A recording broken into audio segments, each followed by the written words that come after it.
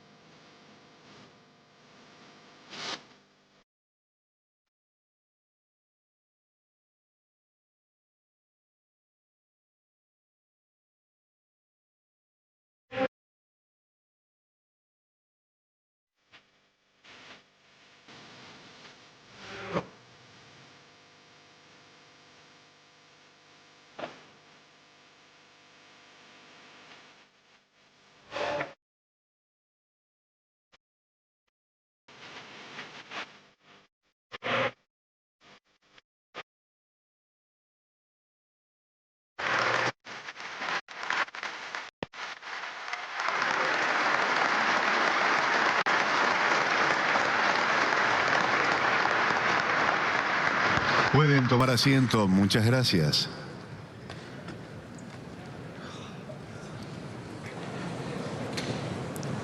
Hola a todos.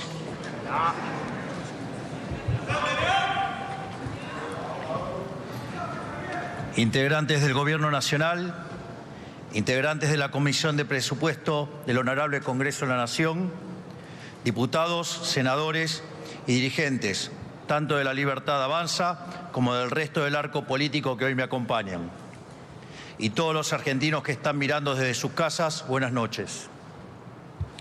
Hoy estamos aquí para presentar un proyecto de presupuesto nacional que va a cambiar para siempre la historia de nuestro país, de manera que podamos volver a ser la Argentina grande que alguna vez fuimos. Después de años donde la clase política vivió poniendo cepos a las libertades individuales, hoy venimos aquí a ponerle un cepo al Estado. Este proyecto de presupuesto que estamos presentando hoy aquí tiene una metodología que blinda el equilibrio fiscal sin importar cuál sea el escenario económico. Esto significa que, independientemente de qué ocurra con la economía a nivel macro, el resultado fiscal del sector público nacional estará equilibrado. Este blindaje fiscal abre una nueva página en nuestra historia, hasta ahora desconocida. A partir de ahora la Argentina será solvente, con la consecuente baja del riesgo país, de la tasa de interés y en consecuencia el aumento de la inversión, de la productividad, del salario real y en definitiva la caída de la pobreza y de la indigencia.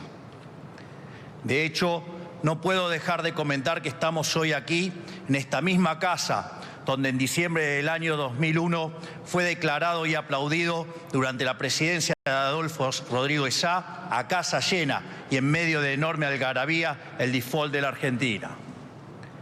Ese default, que fue festejado y aplaudido de pie por la totalidad de la clase dirigente, sería el comienzo de un ciclo populista que ha destruido la Argentina. Algunos se preguntarán por qué estoy yo hoy aquí, esta noche, si en general quien suele presentar el presupuesto nacional en el Poder Ejecutivo le propone al Congreso es el ministro de Economía. Decidí hacerlo personalmente por dos razones. Primero, porque soy economista, además estoy orgulloso de eso.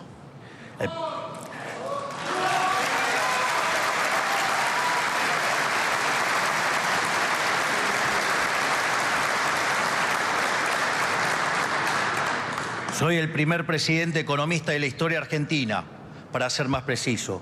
Y como soy economista, probablemente por deformación profesional, para mí el destino de un pueblo se juega en las definiciones económicas que toma. Porque solo sobre la base de una economía sana, las personas pueden ejercer verdaderamente su libertad. Bueno, la primera y primordial de estas definiciones es acerca de qué se tiene que ocupar el Estado y cómo va a ser el dinero de los pagadores de impuestos. Eso, ni más ni menos, es el presupuesto nacional. Recordemos que, en algún sentido, la democracia moderna como la conocemos hoy es hija de una revolución que se gestó bajo el principio de que no puede haber tributación sin representación. La tarea principal de esta honorable casa, para lo que fue pensada, es establecer un presupuesto nacional para definir qué hace el Estado con el dinero de los pagadores de impuestos. La segunda razón por la cual me estoy presentando hoy aquí es porque vengo a proponer un proyecto de presupuesto diametralmente distinto a lo que nos tienen acostumbrados. No solo distinto, sino el más radicalmente distinto de nuestra historia. Y he aprendido de primera mano que a más profundo el cambio, mayor tiene que ser el esfuerzo empeñado para pelear por él. Por eso estamos aquí hoy, porque el presupuesto nacional no es solo una ley más, es la ley de leyes, es la hoja de ruta bajo la cual ordenaremos las prioridades de nuestra gestión en la presente hora nacional. La piedra basal de este presupuesto es la primera verdad de una administración pública sana, una verdad que durante muchos años ha sido relegada en Argentina, el déficit cero. Lo primero que hay que entender es que cuando los gobiernos quieren gastar y gastar compulsivamente y no les da el margen para seguir subiendo impuestos, como ocurre en la Argentina, la única forma de pagar la cuenta es pidiendo plata prestada o imprimiéndola en el Banco Central. Recordemos brevemente lo que ha sido la metodología histórica de nuestra clase dirigente. Como los políticos no entienden la restricción presupuestaria y no quieren dejar de gastar, generan déficit.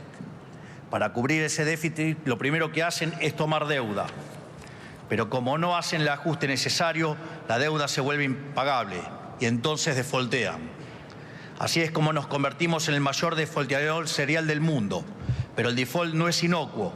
Caer en default lo que produce es la ya famosa en Argentina fuga de capitales. Entonces los dólares comienzan a escasear y los políticos no tienen mejor idea que establecer aranceles o derechos de exportación para hacerse de los dólares del sector privado. Y por el otro lado, establecen controles de capitales para intentar retener los escasos dólares que así genera el país.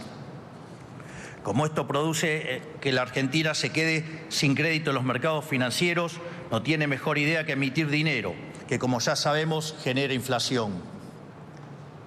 Nota del pie, porque la inflación es siempre y en todo lugar un fenómeno monetario, les guste a quien no le guste.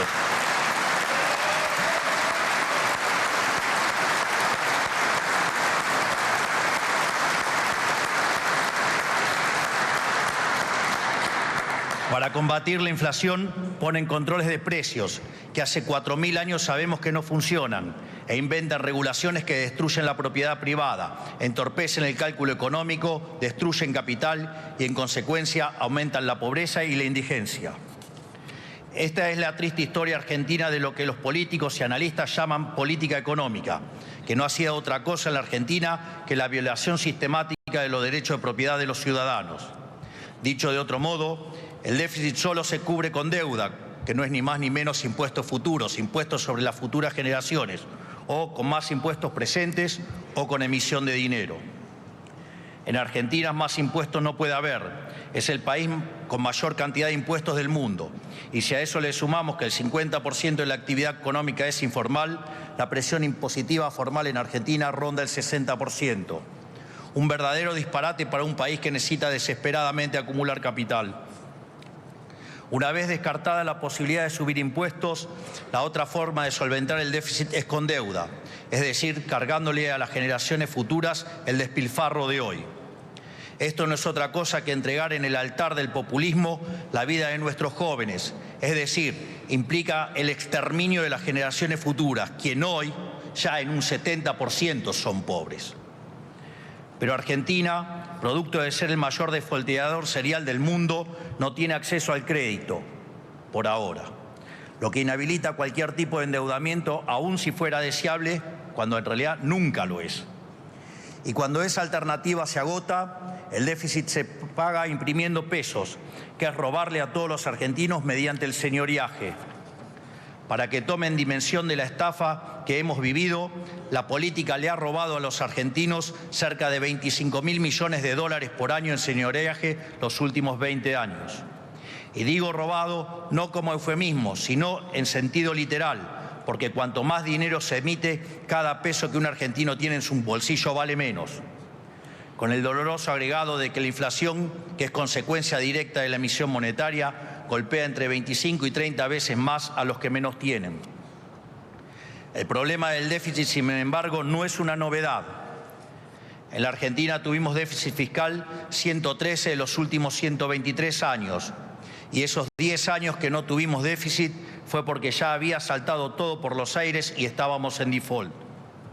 Quiere decir que prácticamente el 100% de nuestra historia moderna los gobiernos incumplieron esta verdad básica de la economía y le pasaron la factura al común de los argentinos una y otra vez.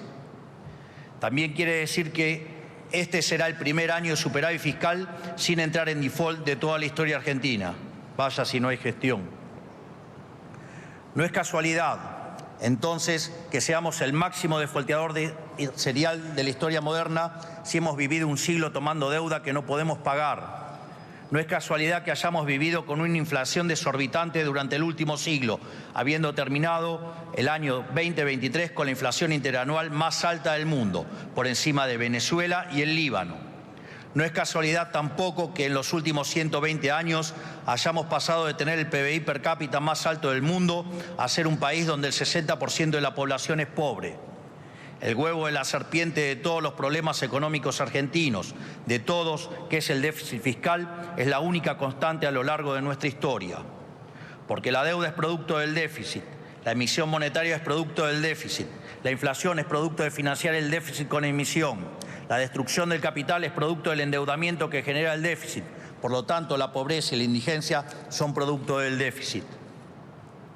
Se preguntarán entonces, ¿a quién le puede servir este modelo? Bueno, ¿saben cuál es la madre del déficit? La razón por la cual hay déficit. La compulsión inagotable de los políticos por el gasto público, que no conoce restricción presupuestaria alguna. Porque es solo gastando plata que no es suya que pueden hacer negocios para ellos, sus clientes y sus amigos. Jazz Friedman decía que no hay peor forma de gastar que el gasto estatal, porque hay 4 maneras de gastar dinero.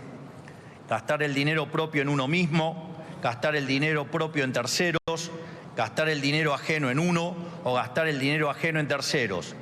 Y como uno no conoce las preferencias ajenas ni es responsable del dinero ajeno porque no sabe cuánto costó conseguirlo, la peor forma de gastar dinero es gastar el dinero de otros en otros, que es precisamente el gasto del Estado.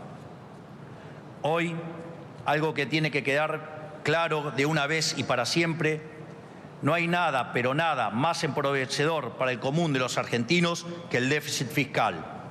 Y no hay nada, pero nada, que enriquezca más a los argentinos que a los políticos que el déficit fiscal. Este es el triste papel que el gasto público juega en el modelo de la casta. La política ha adornado este modelo con buenas intenciones y marcos teóricos rimbombantes. Por años los hemos escuchado hablar de la justicia social, que no solo no es justa, sino que es extremadamente violenta. Porque la justicia social implica sacarle a unos para darle a otros, basada en un principio inconsistente que dice que donde hay una necesidad, nace un derecho. Pero el problema, estimados, es que las necesidades son infinitas y los recursos son finitos. Por eso, cuando el político pide más y más y más gasto para repartir plata que no hay, en realidad lo que está haciendo es estafando a todo el pueblo argentino. Está jugando con el futuro de todos para anotarse un par de puntitos políticos con algún discurso bien pensante en el camino. Porque el político sabe perfectamente que cuando aumenta el gasto público le está poniendo la plata en un bolsillo a la gente para sacarle el doble por el otro bolsillo. Por eso vetamos el proyecto de aumento del gasto público que sancionó este Congreso y por eso vetaremos todos los proyectos que atenten contra el equilibrio fiscal.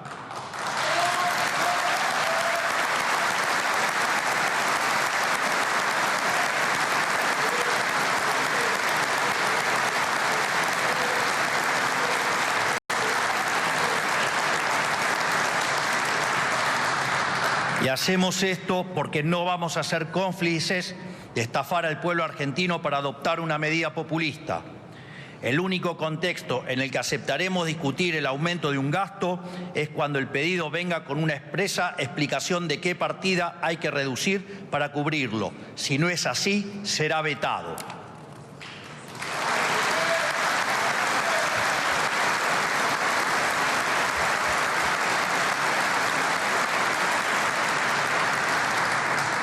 Esto, que debería ser una verdad de perogrullo, parece un sacrilegio dicho en esta casa, lugar de donde han salido la totalidad de las medidas populistas que han arruinado este país.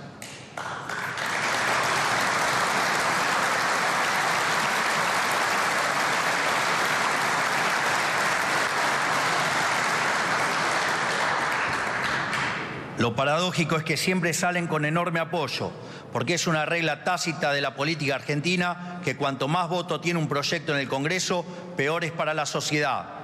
Así lo han vuelto a demostrar en esta casa en las últimas semanas, porque ellos tienen algo muy claro, que pesa más que cualquier perjuicio que le pueda infligir a la sociedad.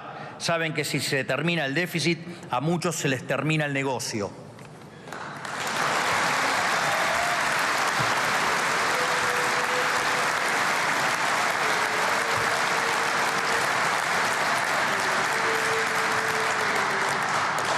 Lamentablemente, esta compulsión por el gasto que tienen los políticos ha sido una constante durante el último siglo argentino. Desde 1901 hasta la fecha hubo 22 crisis económicas en la Argentina. 20 de esas 22 se caracterizan por un déficit fiscal alto o directamente extravagante.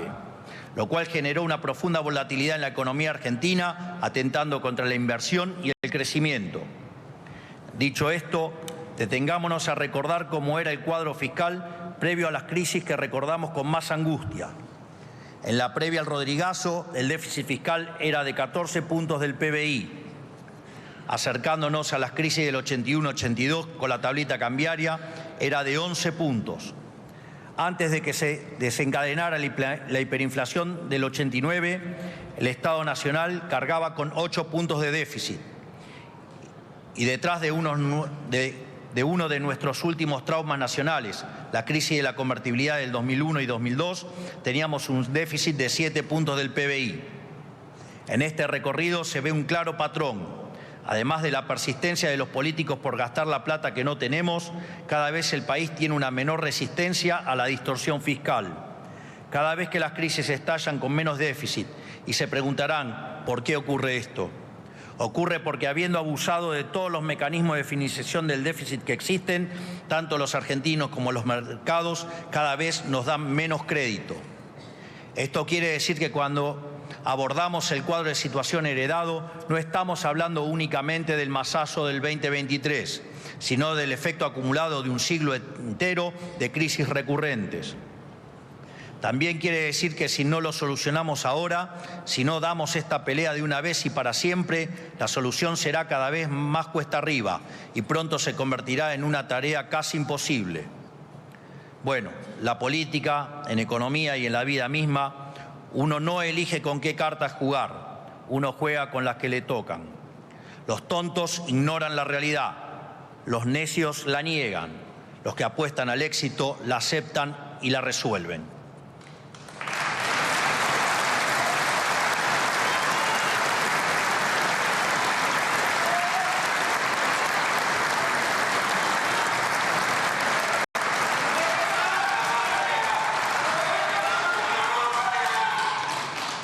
La mano que nos tocó a nosotros no fue ni más ni menos que la peor herencia de la historia, tanto en materia fiscal y monetaria como en múltiples dimensiones de la vida social argentina.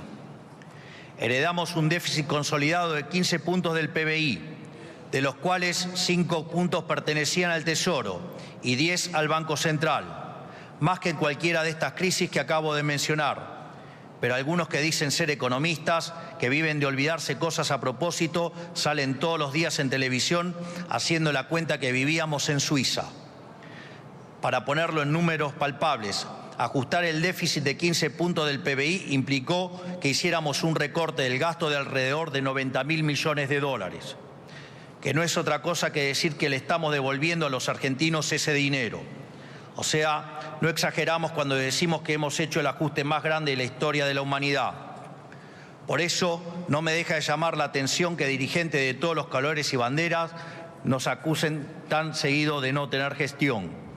A ellos yo les...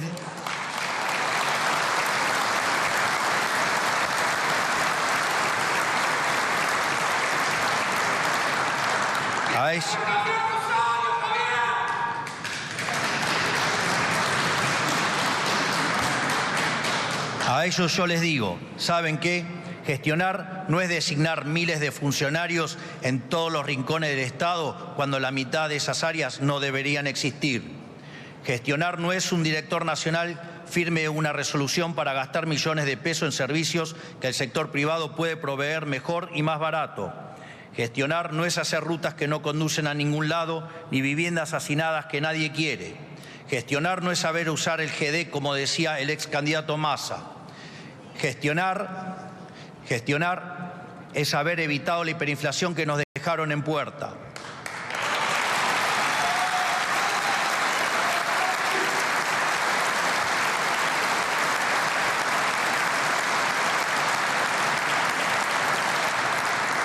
Gestionar es sanear el balance del Banco Central y desactivar la bomba de deuda que heredamos. Gestionar es reducir el gasto público de la manera que lo hicimos, en el tiempo récord que lo hicimos, y sin haber abandonado a los sectores más vulnerables de la sociedad. Gestionar es haber aprobado la reforma legislativa más grande de los últimos 40 años con 37 diputados y 6 senadores. Motivo por el cual también agradezco mucho a aquellos que nos han acompañado en todas estas acciones de leyes.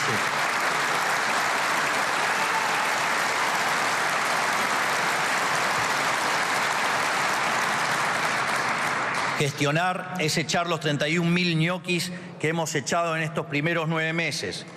Gestionar es aprobar...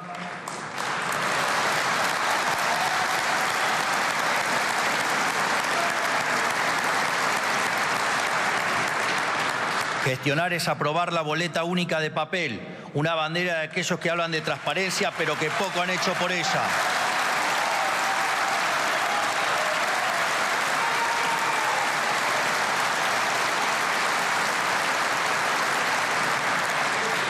Gestionar es eliminar los intermediarios que lucraban con la pobreza.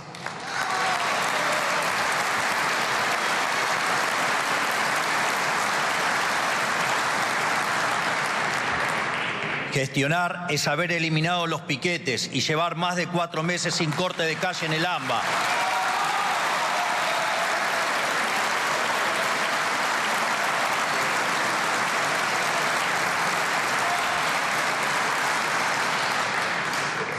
O gestionar es también haber reducido el 75% de los homicidios en Rosario.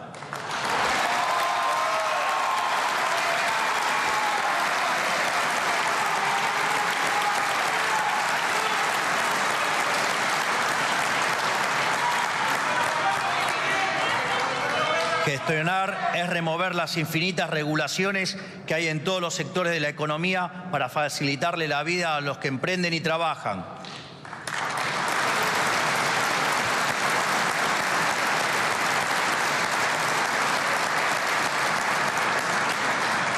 Gestionar es recuperar la confianza del sector privado y que proyecten invertir más de 50.000 millones de dólares como ya han anunciado.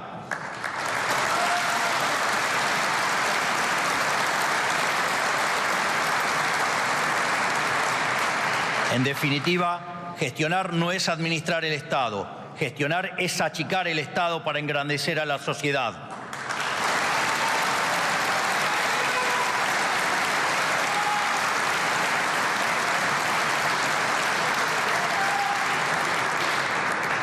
Estamos resolviendo en un año el desastre que nuestros predecesores, por acción u omisión, generaron durante más de 120 años. Así que cuando los responsables del fracaso nos acusan de no tener gestión, los llevamos en el pecho con orgullo lo que estamos haciendo.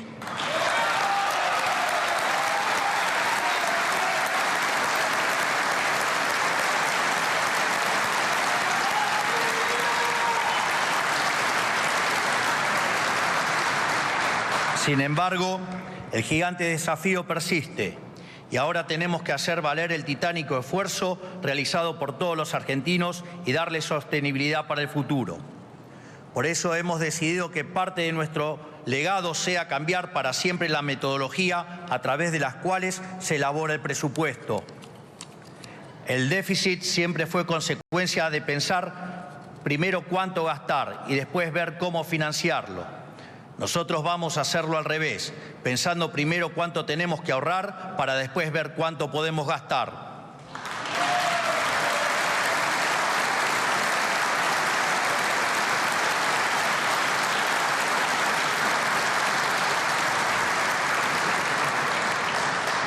Por eso estamos proponiendo una regla fiscal inquebrantable para este presupuesto y para todos los presupuestos que vengan de acá en adelante. Los invito a volver por un minuto a despejar la X conmigo para entender de qué se trata. Ustedes pueden abstenerse porque no suman con dificultad.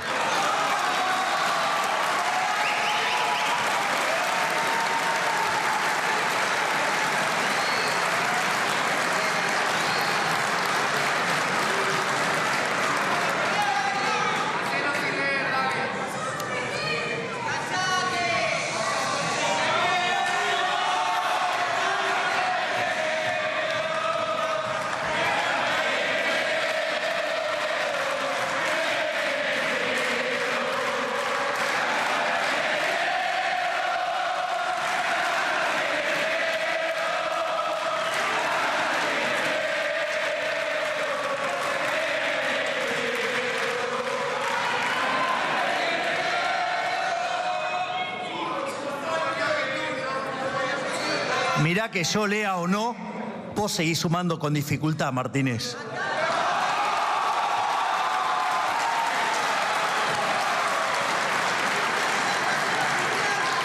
Igual pueden tomar nota porque ahora empiezo. Vamos.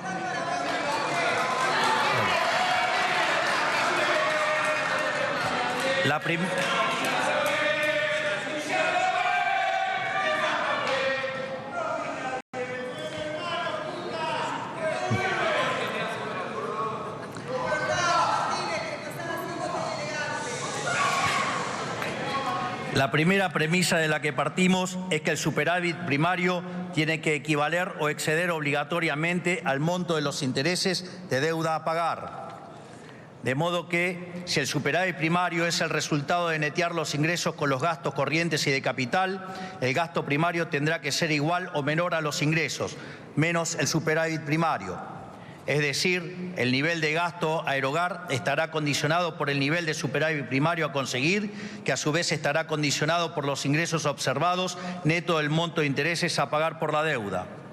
Dicho esto, ahora detengámonos un segundo en el gasto.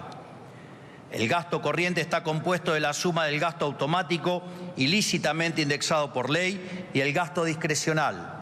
El gasto automático es el componente de gasto que está indexado a la inflación y otras variables macro. El gasto discrecional no está indexado, o sea que no importa la inflación que haya, sigue siendo el mismo.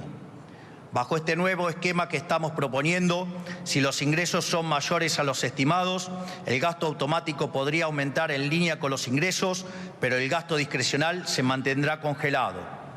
Por otro lado, mirando ahora los ingresos, cuando el aumento de la recaudación sea transitorio, el Estado podrá ahorrar, absorbiendo pesos o para cancelar deuda, lo que permitirá seguir bajando la inflación y o mejorar el perfil de deuda argentino. Y si el crecimiento económico es permanente y en consecuencia el aumento de los ingresos es estructural, el Estado va a poder devolverle a la sociedad esa mayor recaudación en reducción de impuestos, tal como nos hemos comprometido. Por otro lado, si la economía no crece y los ingresos son menores a los estimados, caerá también el gasto automático y reduciremos el gasto discrecional tal que igualmente se alcance el déficit cero. Por lo tanto, esta vez será el sector público y no el privado el que absorberá los efectos de las perturbaciones que sufra la economía. En resumen, nuestra metodología presupuestaria va a lograr 3 objetivos inéditos. 1. Va a blindar el equilibrio fiscal para siempre, terminando con el castigo de la deuda y la emisión. Va a obligar al Estado a hacerse cargo y a absorber los efectos de las perturbaciones en la economía. Y para cuando haya mejoras permanentes, como serán los años venideros, va a obligar a devolver el exceso de recaudación a la sociedad a través de la reducción de impuestos. Esto quiere decir que, de mantenerse esta metodología de acá en adelante, no solo podremos ir reduciendo impuestos, sino también el tamaño del Estado, que es la verdadera presión impositiva. Quiero volver a repetirlo para que quede claro y no haya dudas. Esta metodología que estamos presentando en el presupuesto nacional blinda el resultado fiscal, sea cual fuera el escenario macroeconómico. No importa qué suceda con la economía, no importa si nuestras estimaciones están bien o mal, sea cual fuera el escenario económico, el resultado fiscal estará siempre garantizado.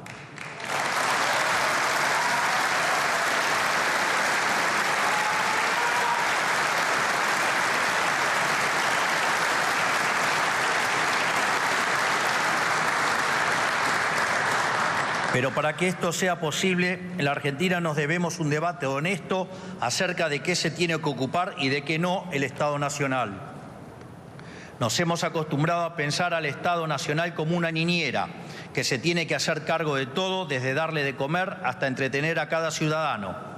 Pero cuando un Estado se arroga tareas que no le competen, termina por incumplir las responsabilidades fundamentales que sí le corresponden. Así llegamos a un Estado que, en el afán de cumplir todos los supuestos deseos de sus ciudadanos, no pueden cumplir ni por asomo sus obligaciones básicas. Así es como llegamos al 50% de pobreza, al retorno del analfabetismo, tasas de criminalidad siderales, un entramado energético que no soporta 4 días de calor seguidos, fuerzas armadas abandonadas y sin capacidad de respuesta, una justicia trágicamente lenta y hospitales públicos sin insumos que no pueden curar a nadie. Mientras tanto, se dilapidaron miles de millones de pesos en recitales, a los que iban 300 personas, medios públicos al servicio de los militantes, rutas que no conducían a ningún lado y se pasaban el día promulgando leyes que oscilaban entre ridículas, inútiles y nocivas.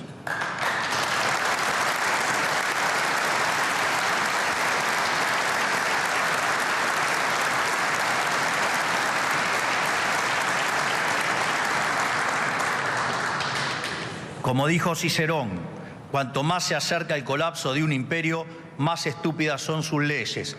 Y vaya que ha hecho cosas estúpidas el kirchnerismo.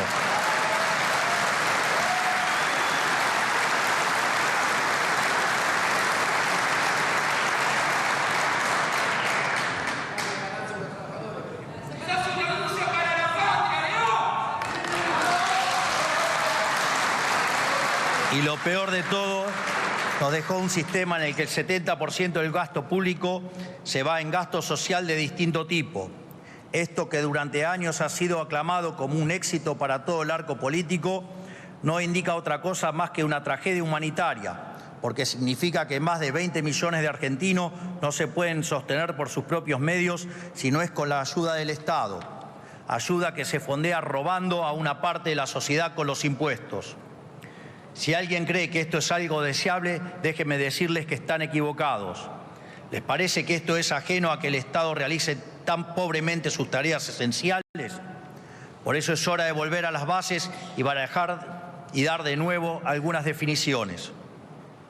Lo fundamental que tiene que hacer un Estado nacional es asegurar la estabilidad macroeconómica, las relaciones exteriores y el imperio de la ley. Punto. Cualquier otra cuestión puede resolverse a través del mercado o es competencia de los gobiernos subnacionales. Para ser más claro, lo desgloso en partes. ¿Qué es estabilidad macroeconómica?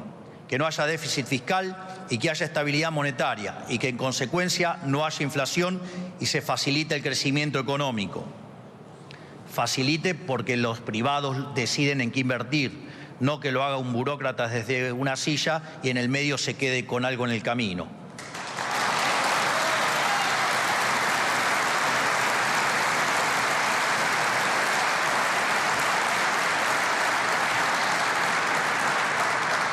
Es más, y que al no haber inflación no haya distorsión de precios y que en consecuencia las personas, las familias y las empresas puedan recuperar el cálculo económico, la capacidad de proyectar y en definitiva recuperar su futuro.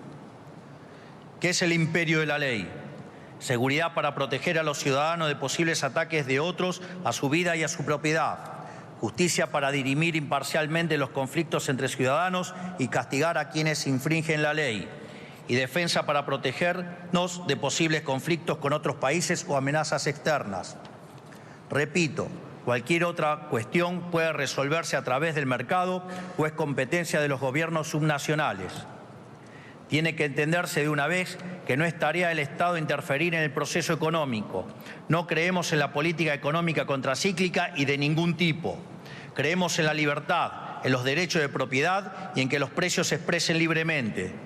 Si el ciclo de la economía es genuino, esto es, si es de origen real, el Estado no tiene nada que hacer más que garantizar la estabilidad macroeconómica y el imperio de la ley.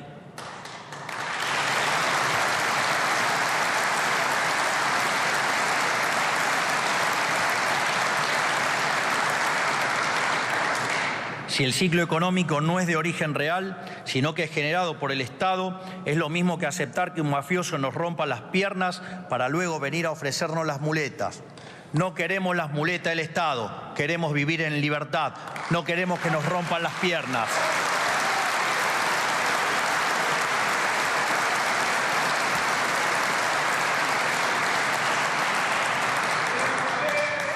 Así como el déficit es el corazón del problema, la reducción del gasto para lograr superávit va a estar en el centro de la solución. ¿Por qué? Porque es el único camino para devolverle a los argentinos el fruto de su trabajo que hoy el Estado le roba con impuestos. El déficit cero va a hacer que la deuda sea sostenible. La sostenibilidad de la deuda va a bajar el riesgo país y abaratar el costo financiero, contribuyendo al aumento de la inversión y el ahorro, y en consecuencia a la suba del salario real, que es la única manera que baje la pobreza y la indigencia. A su vez, implicará menor presión fiscal futura sobre los pagadores de impuestos, lo que significará mayor incentivo para invertir. En una economía globalizada y aún más desde la existencia de Internet, el capital se ha vuelto nómade. Hoy cualquier persona puede abrirse una cuenta en Estados Unidos o en Paraguay sin moverse de su casa y lo hacen buscando mejores condiciones fiscales que las que ofrecemos nosotros. Por eso es imperativo que Argentina vuelva a ser atractiva para los argentinos. Tenemos que terminar con esta pulsión por expulsar el capital de nuestros compatriotas con impuestos prohibitivos, que lo único que hacen es reducir el flujo y el tamaño de nuestra economía, castigando al país en su conjunto con más pobreza y más exclusión.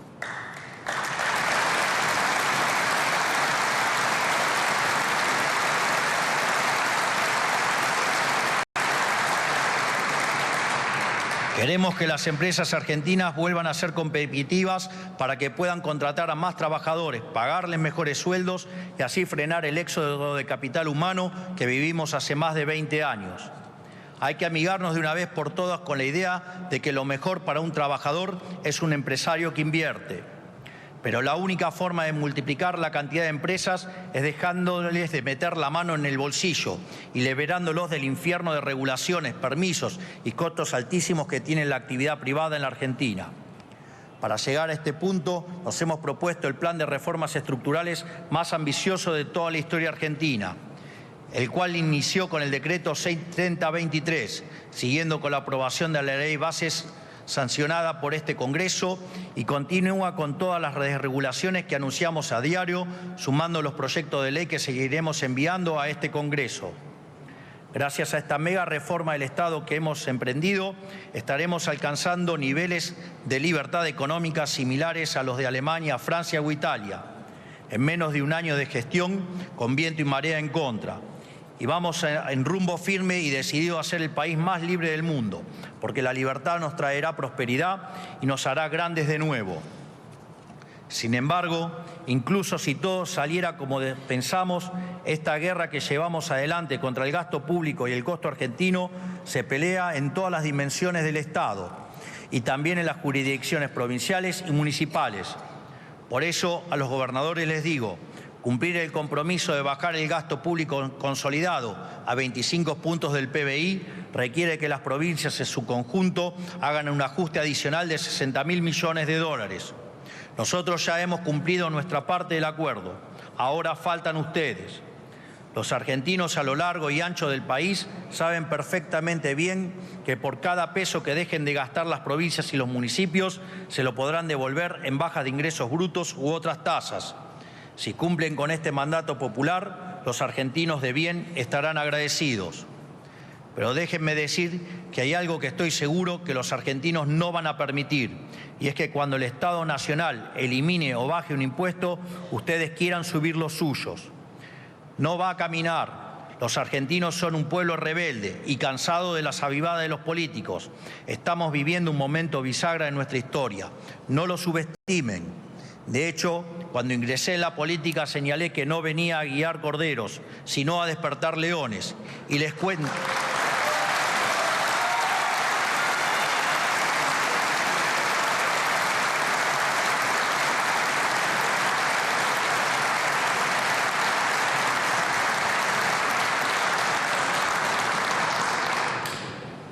Repito, así no se me complica el remate. Cuando ingresé en la política señalé que no venía a guiar corderos, sino a despertar leones. Y les cuento que si no lo han visto o no lo quieren ver, los leones han despertado.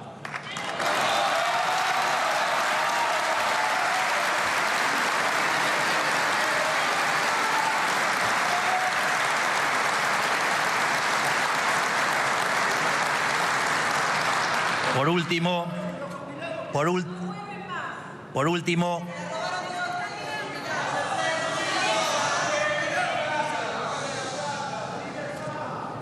hacelo dentro del presupuesto y no de manera demagógica, perjudicando a todos los argentinos o exterminando a los jóvenes.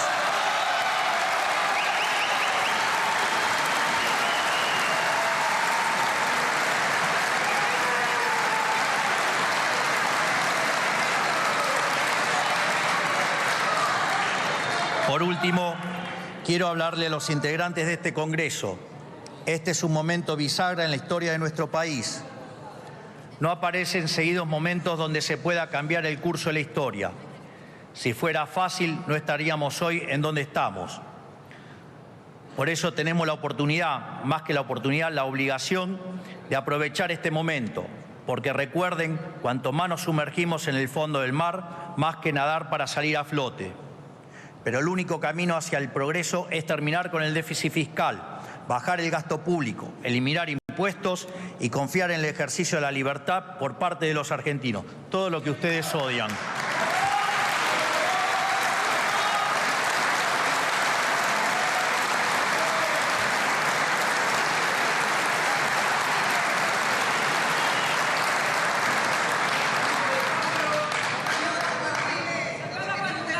Si hacemos las cosas bien, vamos a vivir en un país con estabilidad económica, donde planificar un proyecto de vida, formar una familia o emprender para tener un negocio rentable va a volver a ser una realidad. Si hacemos las cosas bien, encabezaremos los rankings de libertad económica del mundo. Si hacemos las cosas bien, tendremos un país donde el Estado va a volver a ser un servidor de sus ciudadanos y no su amo y señor, como decía Milton Friedman. Si hacemos las cosas bien, vamos a revertir el siglo de humillación al que se condenó injustamente a los argentinos.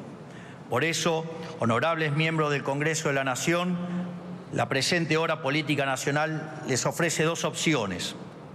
Una es hacer exactamente lo contrario a lo que venimos haciendo hace más de 100 años, para despegar y volver a hacer a la Argentina grande nuevamente. Otra es seguir haciendo lo mismo de siempre, dejando todo como está y mantener este sistema putrefacto que empobrece a todos los argentinos día a día. Esos son los dos caminos. Sepan ustedes, miembros de este honorable Congreso, que la decisión de qué lado de la historia quieren quedar es suya. Luego será la ciudadanía quien lo coloque en la avenida de los justos o en la esquina de las ratas miserables que apostaron contra el país y contra su gente.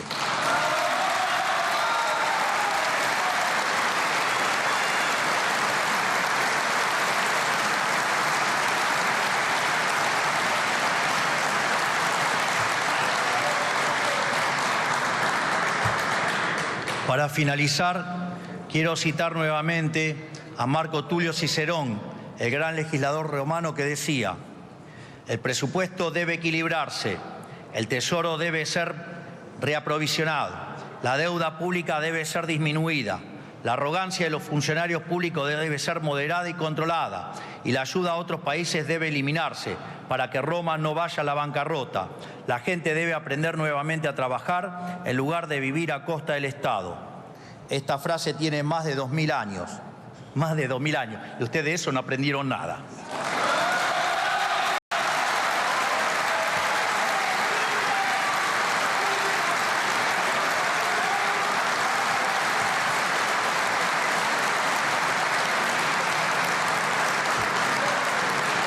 Confío en que este honorable Congreso Nacional debatirá el proyecto de presupuesto nacional con la responsabilidad y la seriedad que nuestra situación actual requiere. Que Dios bendiga a los argentinos y que la fuerza del cielo nos acompañe. ¡Viva la libertad, carajo! ¡Viva la libertad, carajo! ¡Viva la libertad, carajo! Muchas gracias. Así, el señor presidente de la Nación, doctor Javier Milei. De esta manera damos por finalizada esta reunión. Que tengan muy buenas noches.